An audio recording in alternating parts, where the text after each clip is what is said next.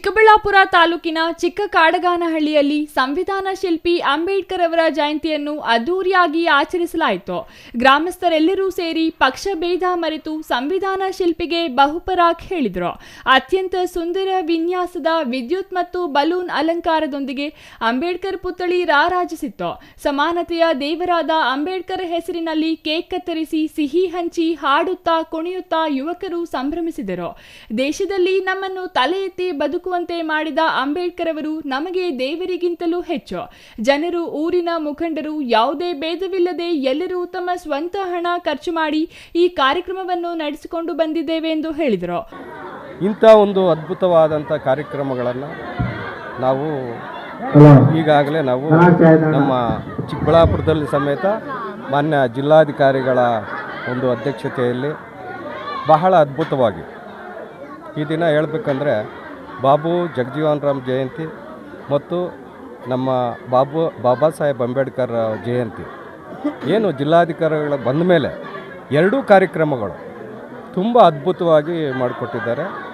ಅವರಿಗೆ ನಿಜವಾಗ್ಲೂ ಅಭಿನಂದನೆ ಸಲ್ಲಿಸಬೇಕು. ಅದೇ ರೀತಿ ನಮ್ಮ ಚಿಕ್ಕ ಹಳ್ಳಿ ಆದ್ರೂ ಇಡೀ ತಾಲೂಕಲ್ಲಿ ಇಂಥ ಒಂದು ಅದ್ಭುತವಾದ ಬಾಬಾ ಸಾಹೇಬ್ ಅಂಬೇಡ್ಕರ್ ಪ್ರತಿಭೆ ನಾನು ಕಂಡಂಗೆ ಎಲ್ಲಿ ಇಲ್ಲ. ಅದರಂತೆ ನಮ್ಮ ಊರಿನಲ್ಲಿ ಪ್ರತಿಯೊಂದು ಏನೋ 5 ವರ್ಷದಿಂದ ಈ ವಿಗ್ರಹ ಮಾಡಿ 5 ವರ್ಷ ಆಯಿತು. 5 ವರ್ಷದಿಂದ ಪ್ರತಿ ವರ್ಷವೂ ನಾವು ಬಹಳ ಅದ್ಭುತವಾಗಿ ಮಾಡ್ತಾಯಿದ್ವಿ. ಅದಕ್ಕೆ ನಮ್ಮ ಯುವಕರು ಬಹಳ ಒಂದು ಸ್ಪಂದನೆಯನ್ನು ಕೊಟ್ಟು ನಮ್ಮನ್ನು ಸಮೇತ ಈ ಪೂಜೆಗೆ ಕರೆಸಿ ನಮಗೆ ಒಂದು ಗೌರವವನ್ನು ಕೊಟ್ಟಿದ್ದಾರೆ. ಚಿಕ್ಕದಾಗಿ 1947 ಇಸ್ವಿ ಅಂತ 74 ಬರೋ ಅಂತ ಇತ್ತು. ಅದನ್ನು ಒಡೆದು ನಾವೇ ಕೆಡವಿ ಮತ್ತೆ ಹೊಸದಾಗಿ ಆ ಕೆಡವಿದ್ರು ಪಕ್ಕದಲ್ಲಿ ಅದನ್ನು ಪೂಜೆ ಮಾಡ್ಕೊಂಡು ಮತ್ತೆ 5 ವರ್ಷದ ಹಿಂದೆ ನಾವೇ ರೆಡಿ ಮಾಡ್ಕೊಂಡು ಇದು ಮಾಡಿ ಯಾವ ರೀತಿ ಅಚ್ಚುಕಟ್ಟಾಯ್ತಂದರೆ ಎಲ್ಲ ಪ್ರತಿಯೊಬ್ಬರು ಯುವಕರೇ ಎಲ್ಲಿರೋದು. ಯುವಕರು ಬಿಟ್ಟರೆ ಯಾರೂ ಇಲ್ಲ.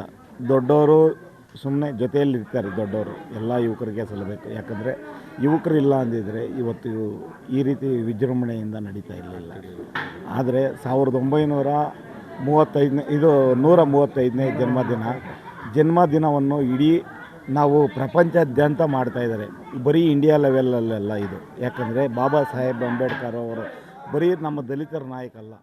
ಒಟ್ಟಾರೆ ಚಿಕ್ಕ ಕಾಡಿಗಾನಹಳ್ಳಿಯ ಅಂಬೇಡ್ಕರ್ ಜಯಂತಿ ಇಡೀ ಜಿಲ್ಲೆಗೆ ಮಾದರಿ ಎಂಬಂತಿತ್ತು.